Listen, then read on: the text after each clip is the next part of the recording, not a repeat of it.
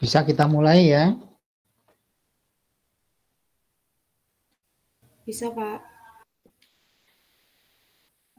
Oke, pada siang hari ini kita membicarakan tentang sistem urinaria dan organa genitalia. Oke, berikutnya.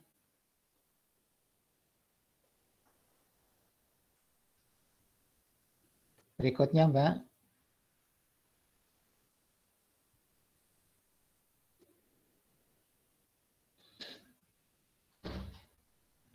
Oke, perannya memelihara homeostasis dengan menghasilkan urin yang membawa serta berbagai produk sisa metabolisme. Jadi, yaitu memelihara kondisi cairan daripada tubuh itu menjadi seimbang. Kemudian ginjal, yaitu mengatur keseimbangan cairan dan elektrolit tubuh dan tempat pembuatan hormon renin yang mengatur tekanan darah. Dan eritropoietin, yaitu yang merangsang produksi sel darah merah. Jadi pada ginjal ini yang paling penting adalah mengatur tekanan darah dan membenci sel darah merah, tetapi nanti ada juga di berikutnya itu lebih jelas mengenai asam urat dan sebagainya. Berikutnya, ini gambar ginjal.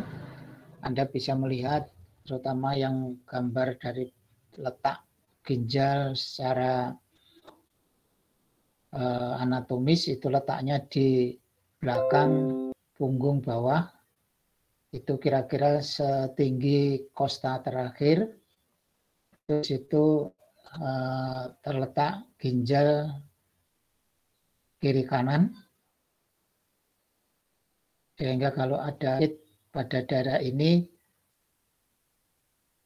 itu akan bisa kita pukul itu menjadi sakit kalau ginjalnya itu mengalami kelainan atau sakit.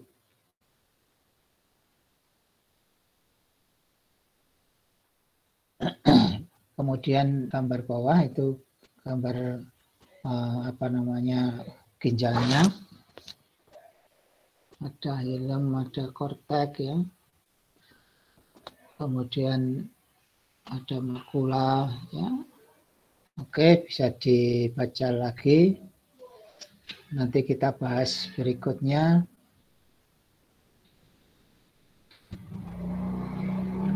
Sedangkan ureter yaitu letaknya dari retroperitoneal, yaitu agak di belakang, 2/3 proksimal, itu berada pars abdominal, dan sepertiga yang lainnya itu pada pars pelvina.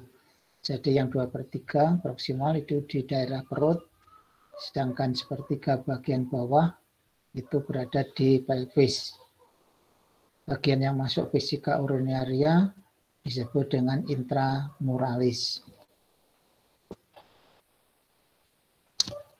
Pars abdominalisnya itu ada 3 lapis dindingnya, yaitu tunica mucosa, tunica muscularis, dan tunica adventiticia.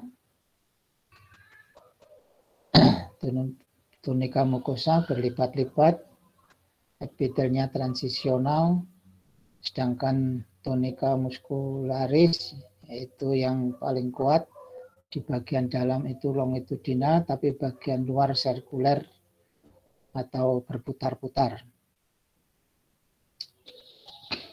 Pada pars pelvina sama dengan pars abdominalis, tetapi pada tunica muscularisnya ada 3 lapis, yaitu longitudinal eksterna, sirkularis, dan longitudinal interna, sirkularis, dan longitudinal eksterna. Sedangkan intramuralis masuk secara serong.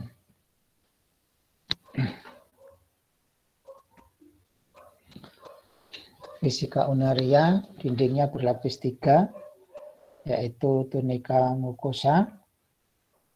Ini bila terisi penuh urin, yaitu epitel menipis 2-3 lapis sel, bila kosong menebal sampai 4-5 lapis. Lapisan yang kedua yaitu tunika muscularis. Susunannya tidak teratur, tidak jelas, dan saling bersambungan. Lapisan ketiga yaitu tunika adventitia.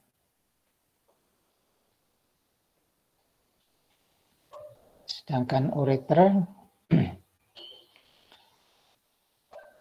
pada wanita dan pria itu berbeda, di mana saluran pada pria, saluran untuk organ reproduksi dan urinari terbagi menjadi 3 bagian. Sekali lagi, untuk reproduksi yaitu sperma terbagi 3 bagian, yaitu uretra prostatica, berjalan di dalam glandula prostatica, epitel transisional, dan banyak ototnya. Sedangkan uretra cavernosa, epitelnya pipih, tidak bertanduk, berjalan di dalam penis. Ya, dari uretra tadi terus sampai ke penis itu pada laki-laki. Kemudian membran nase, yaitu merupakan urogenitalis menembus diafragma. Sedangkan pada wanita, uretra ini berupa tabung sepanjang 4 cm, dilapisi epitel berlapis gepeng dan epitel bertingkat silindris. Bagian tengah dikelilingi sphincter lurik, yaitu volunteer eksternal. Jadi sekali lagi, uretra pada laki-laki dan perempuan ini berbeda.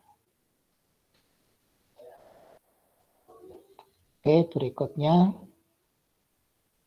hilem itu pada sisi medial yang cekung, tempat saraf masuk, pembuluh darah dan pembuluh limpa masuk dan keluar, sedangkan ureternya keluar. Jadi pada hilem ini terutama yang penting adalah untuk penghidupan atau untuk menghidupi jaringan pada daerah ureter, yaitu sehingga ada pembuluh darah dan pembuluh limfanya. Di samping itu ada saraf, sehingga kalau ada sakit itu bisa terasa. Berikutnya, pelvis renis, ujung atas ureter yang lebar, dibagi dalam 2 atau 3 kalix mayor, kemudian setiap kalix mayor muncul kalix minor. Ini perpanjangan dari tadi. Oke. Berikutnya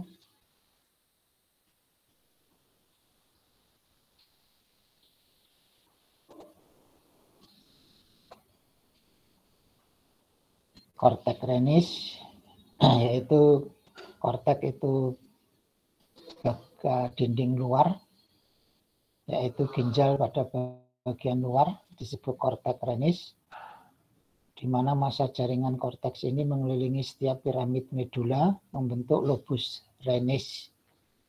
Jaringan korteks juga terdapat di antara piramid medula yang disebut kolumna Bertin. Ya, ini ada bermacam-macam serabut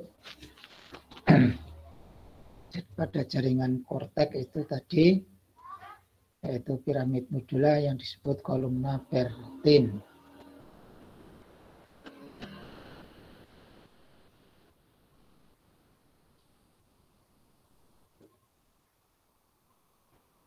Oke, berikutnya medula renis.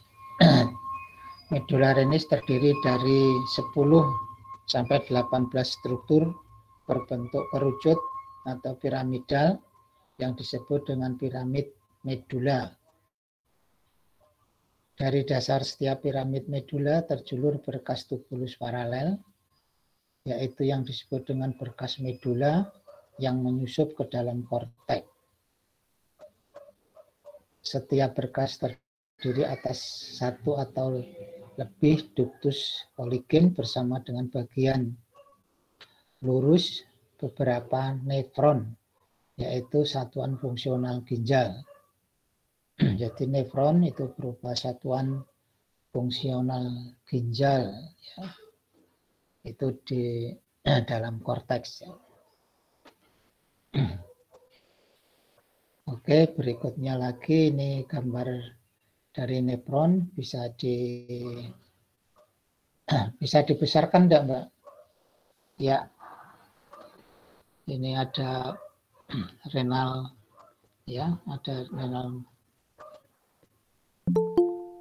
Kemudian ada junta lumen tumoral, proximal tubule, distal tubule, kemudian ada patik ascendens, ya. Oke, ini bisa dipelajari lebih lanjut.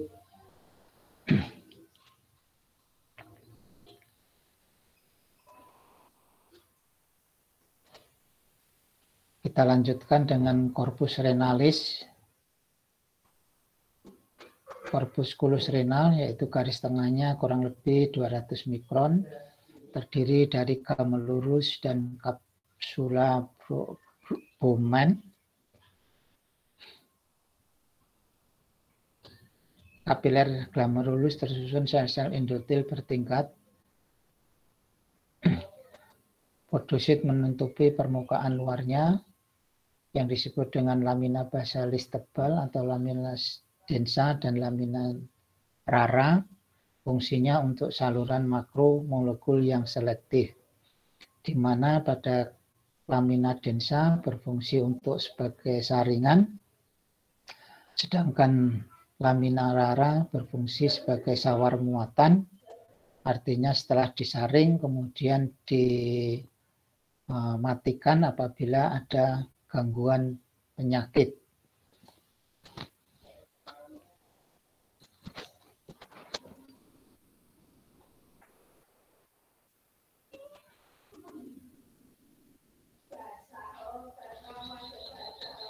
Tubulus proximal, dindingnya merupakan sel epitel kuboid simplex dan silindris, banyak mitokondria panjang, banyak mikrofili yang disebut dengan Bruce border, fungsinya untuk menyerap makromolekul.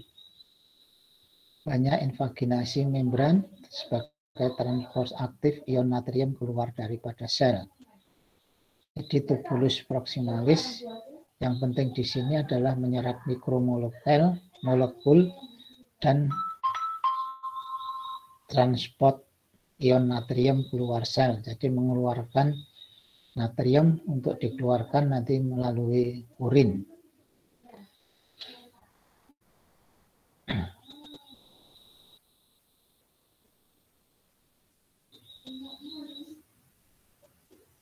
Ansa-Henle, strukturnya ruas tebal, tipis descendant dan ascendant, garis tengahnya 60-12 mikron, dindingnya berupa sel epitel gepeng, intinya menonjol ke dalam lumen. Nefron junta glomerulus, fungsinya untuk filtrasi, absorpsi, dan sekresi. Jadi yang penting ini fungsinya untuk filtrasi, menyaring, absorpsi, menyerap, dan sekresi untuk dikeluarkan.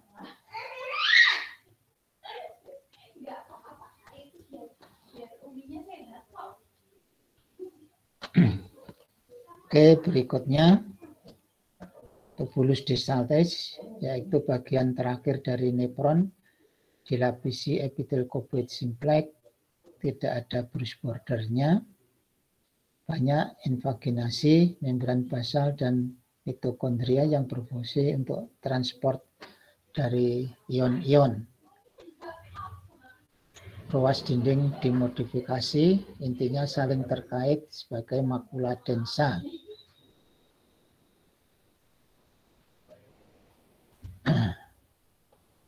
Makula densa sensitif terhadap ion fluorida. Sebagai sinyal molekuler, hasilnya kontraksi arteriol aferen glomerulus, yaitu mengatur kecepatan filtrasi glomerulus.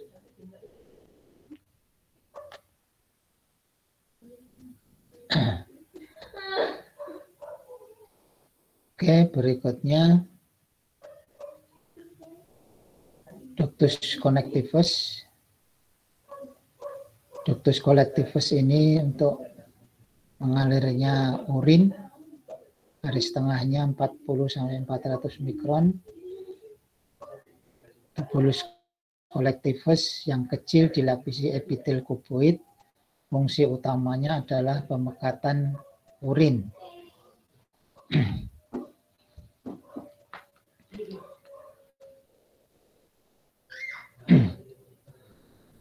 Oke, berikutnya aparatus juncta glomerulus. Letaknya dekat corpus renalis, tunica media dari arterial aferen. Terdiri dari sel-sel otot polos yang dimodifikasi menjadi sel juncta glomerulus. Sel juncta menghasilkan protein termasuk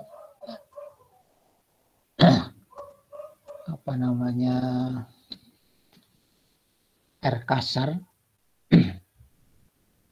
kompleks Golgi, dan hormon renin.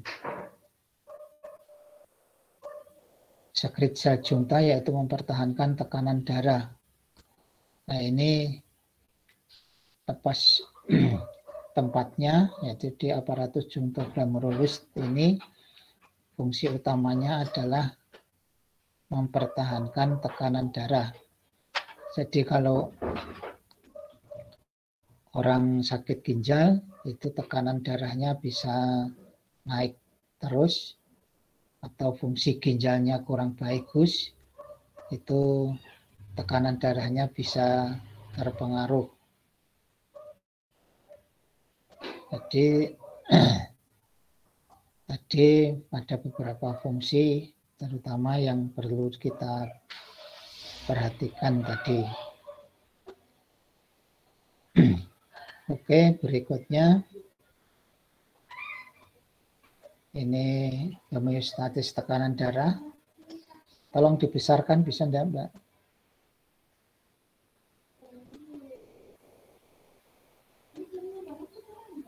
Nah, ini dari inputnya, kemudian dari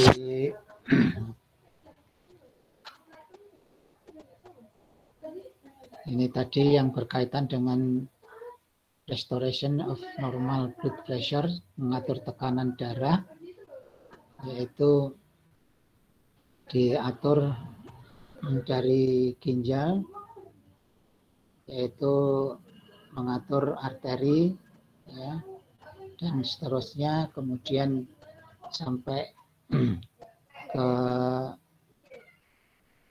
stimulasi pada adrenalin, ya, stimulasi natrium, dan seterusnya sampai increase blood atau tekanan darah pada bagian kanan ini outputnya, ya, sehingga pengaturan dari blood pressure atau tekanan darahnya itu bisa terjadi. Oke, berikutnya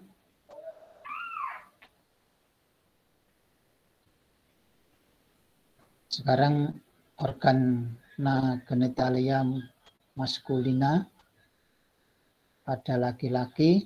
Ini gambarnya pada mulai di sebelah kiri, tengah, dan kanan, di mana di situ Seperti Anda lihat ya, ada gland penis, kemudian ada testis,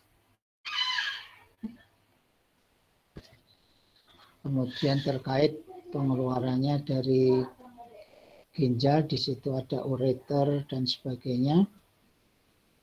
Sedangkan di tengah menunjukkan bahwa testis itu ada di sebelah kanan dan kiri. Ya. Kemudian spermanya bisa dikeluarkan melalui penis.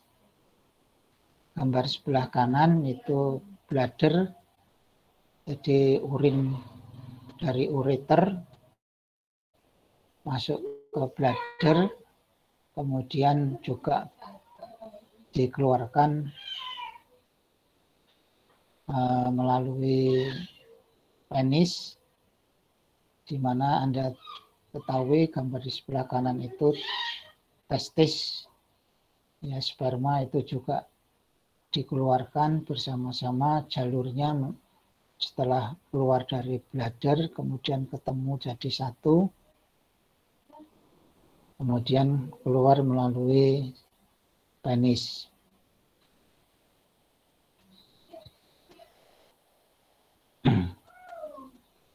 Oke.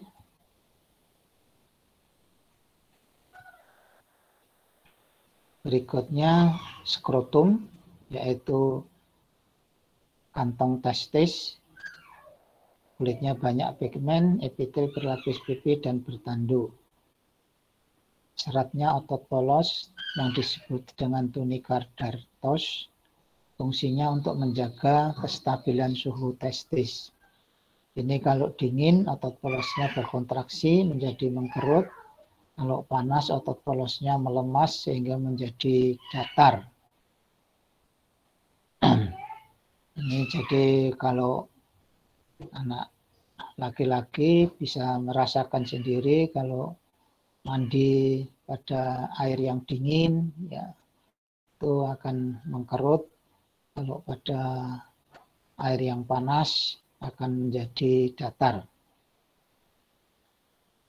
Sebelah dalam otot polos ada fascia spermatica externa, fungsinya untuk tunica vaginalis communis, yaitu menghasilkan tunica vaginalis propria testis, yaitu menghasilkan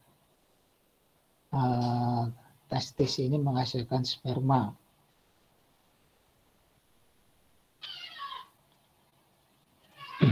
Berikutnya,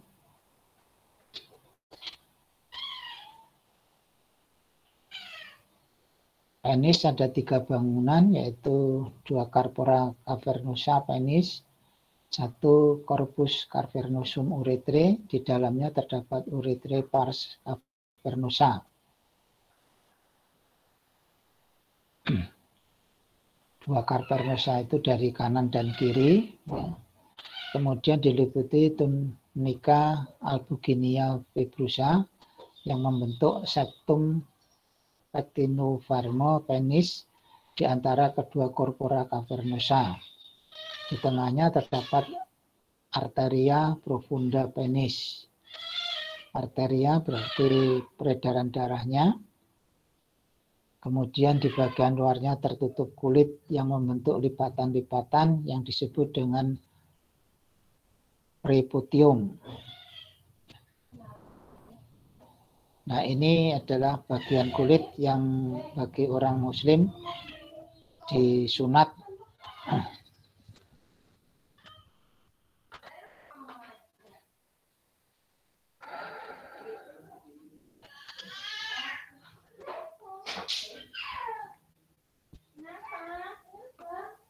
Oke, berikutnya. Testis sendiri turun ke skrotum melalui kanalis inguinalis, diliputi oleh tunica albuginea, fungsinya untuk memproduksi spermatozoa dan memproduksi androgin. Sperma dibentuk di tubulus seminiferus testis. hormon dibentuk oleh sel interstisial, yaitu di antara tubuli. Yang penting di sini memproduksi sperma dan produksi androgen.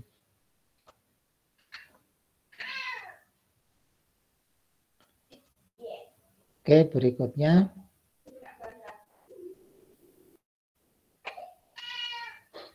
Ini dari epididymis. Ductus epididymis itu terdiri dari kaput, korpus, dan cauda. Jadi kepala, badan, dan ekornya. Kemudian melanjutkan sebagai ductus atau vas deferens. Panjangnya berkelok-kelok, merupakan penyimpanan spermatozoa sampai masa. Kemudian juga sebagai fagositosis spermatozoa yang abnormal. Jadi di epididymis, selain penyimpanan spermatozoa sampai masa, juga memakan spermatozoa yang abnormal. Nah, ini penting bagi kehidupan suami istri. Kalau orang tidak bisa hamil, ini apakah penyimpanan spermatozoanya ini bisa sampai masa atau tidak? Kalau tidak, berarti banyak yang sperma yang abnormal.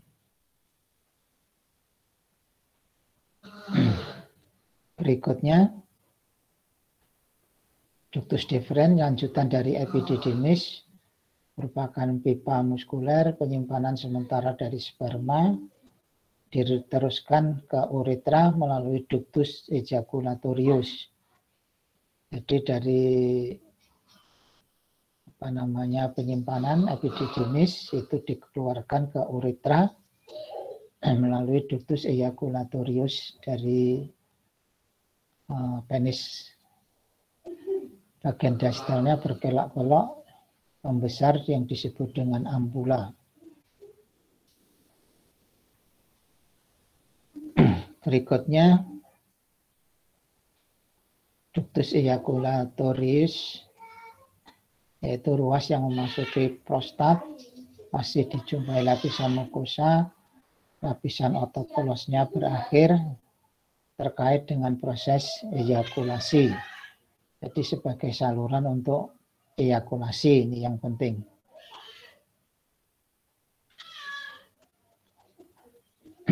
Berikutnya, uretra merupakan saluran keluarnya urin. Struktur anatomis wanita berbeda dengan pria.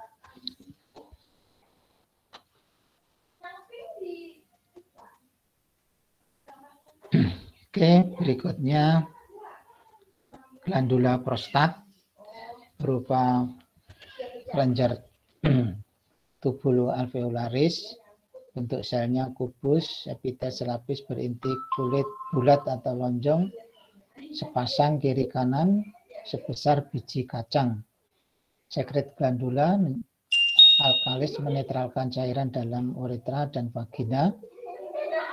Kalau sudah lanjut usia atau menjadi tua, glandula ini bisa membesar yang disebut dengan hipertrofi daripada prostat, sehingga akan mengganggu retensio uretri atau gangguan kencing.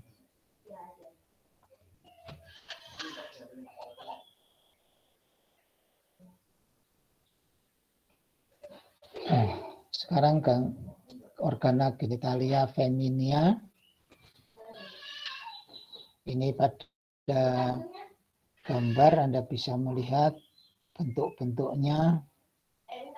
Kemudian di kiri bawah itu dari ovum, kiri kanan ovarium. Kemudian masuk ke ovarium, masuk ke vagina, dan bisa bertemu dengan sperma dari laki-laki. Di bagian luar disebut mons veneris, ada yang nomor 2 klitoris, ada labium maius, labium minus. Bagian dalamnya jadi ada ovarium, tuba uteri, fallipi,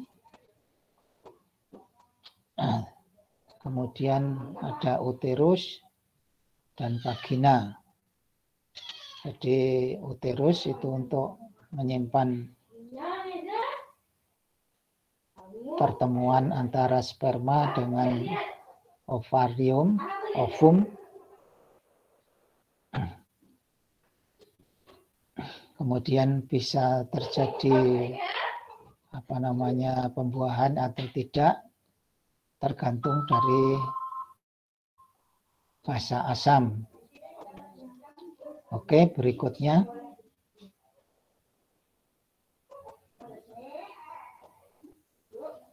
Nah, ini ovarium.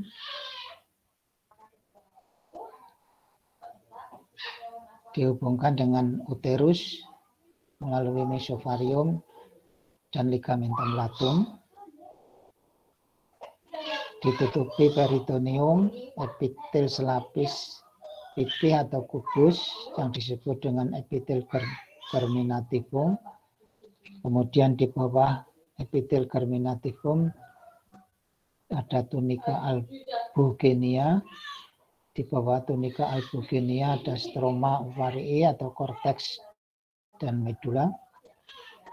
Pada korteks banyak folikelnya, pada medula ada serabut elastin polos, ada pembuluh darah, limfo, dan sarafnya.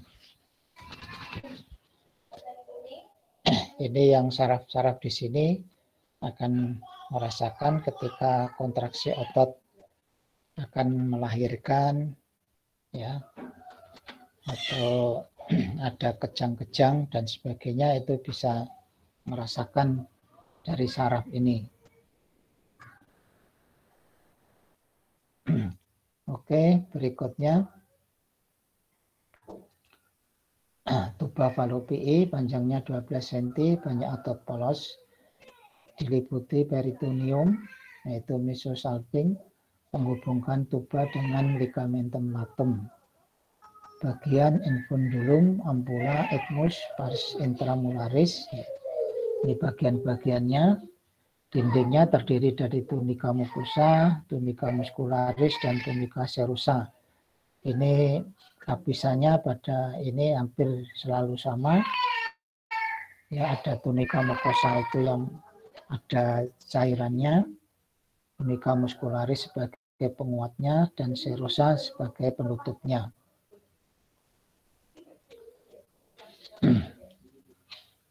Oke, berikutnya.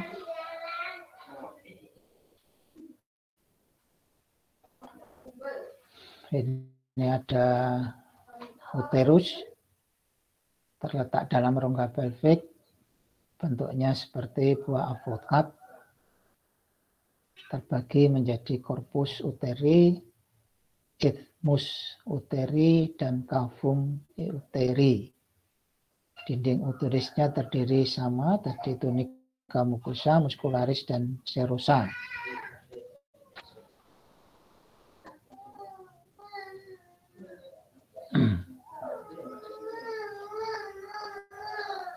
Kemudian vagina, artinya itu sebetulnya sarung, bungkus.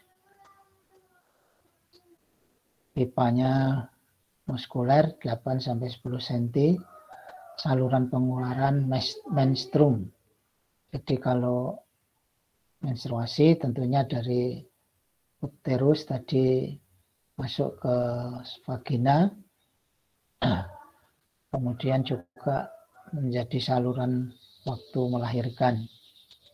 Dindingnya terdiri otot polos, jaringan fibroelastik, membrana mucosa, dilapisi epitel squamosa kompleks dan bersifat elastis. Jadi ketika melahirkan ini bisa meregang lebih lebar karena terdiri dari squamosa kompleks yang bersifat elastis, tidak mempunyai glandula mukosa, lubrikasinya mukus berasal dari kelenjar serviks, jadi dari atas, dari dalam. Lingkungannya itu asam, yaitu membantu mencegah infeksi lingkungan. Jadi asam itu merusak spermatozoa, tetapi spermatozoa dilindungi oleh cairan alkalis, di mana sekret kelenjar aksesoris lelaki menjadi netralisasi. Jadi pengertiannya di sini pada vagina ini lingkungannya itu asam. Kalau asamnya berlebihan maka spermatozoa tadi tidak bisa berkembang. Tapi karena ada spermatozoa sendiri ada cairan alkalisnya sehingga bisa dinetralisasi. Nah, dalam hal-hal yang semacam begini biasanya sudah singgung orang akan bisa hamil atau tidak kalau asamnya terlalu kuat, maka spermatozoa itu yang kalah. Tapi kalau spermatozoanya ini seimbang antara asam dan alkalisnya atau basa asam, itu kehamilan bisa berjalan dengan normal.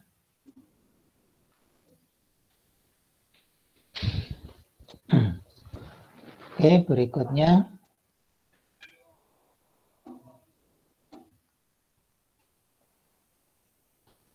Oke, ini sudah selesai materinya. Di dalam tugas ini tidak selambat-lambatnya 3 hari dari sekarang, tapi rangkuman tolong dibuat rangkuman mulai dari pertemuan 3 nanti sampai pertemuan 7 dan dikumpulkan pada pertemuan ke-8. Bisa dipahami ya?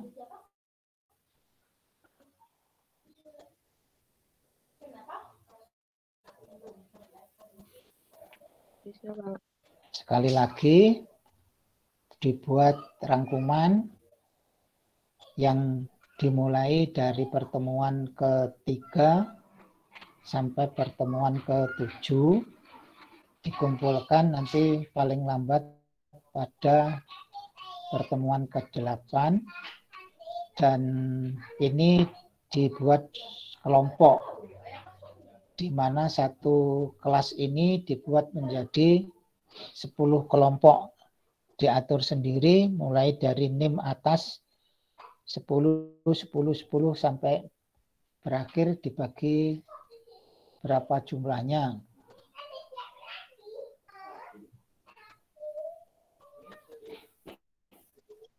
Ya.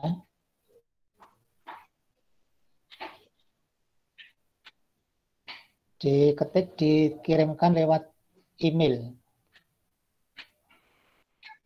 Ya.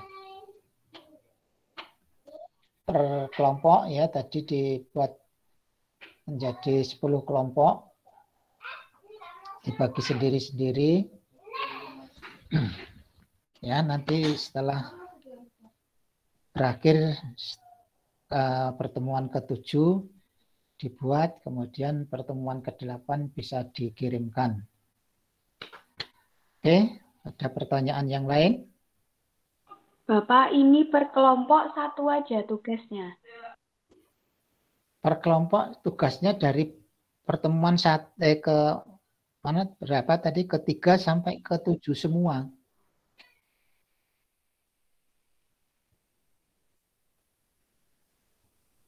Tugasnya sama. Tapi daftar kelompoknya berbeda-beda gitu loh, Mbak. Paham ya?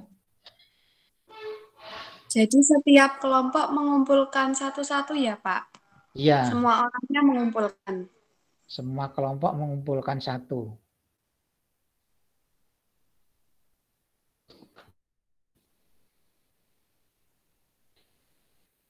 Ya. Oke, kalau nggak ada pertanyaan yang lain, saya akhiri. Wabillahi taufiq walhidayah. Wassalamualaikum warahmatullahi wabarakatuh. Waalaikumsalam warahmatullahi wabarakatuh. Terima kasih, Kak.